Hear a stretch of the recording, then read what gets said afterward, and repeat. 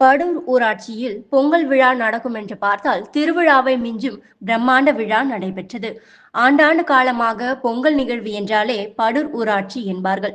ஏனென்றால் பொங்கல் சமத்துவ விழா என்ற பேனர் வைத்து திருவிழாவை மிஞ்சும் அளவிற்கு நிகழ்ச்சி, கரகாட்டம், குத்தாட்டம், ஒயிலாட்டம், கயிறு இழுத்தல், உரியடித்தல், குழந்தைகள் விளையாடும் ராட்டினம் உள்ளவைகளோடு பிரம்மாண்டமாக சமத்துவ பொங்கல் திருவிழா நடைபெற்றது.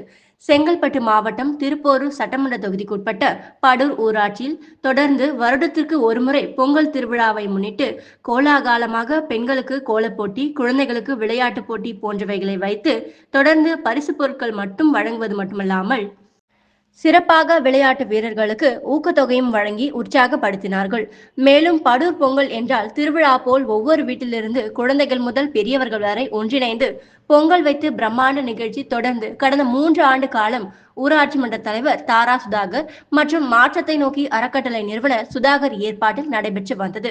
மேலும் ஸ்டேஜ் அமைத்து மேஜிக் ஷோ, நடனம், பாட்டு கச்சேரி போன்றவைகளை வைத்து கலக்கலாக பொங்கல் திருவிழாவை நடத்தி பங்கேற்று அனைவருக்கும் ஊராட்சி மன்ற சார்பில் சான்றிதழ்கள் வழங்கி சிறப்பித்தார்கள்.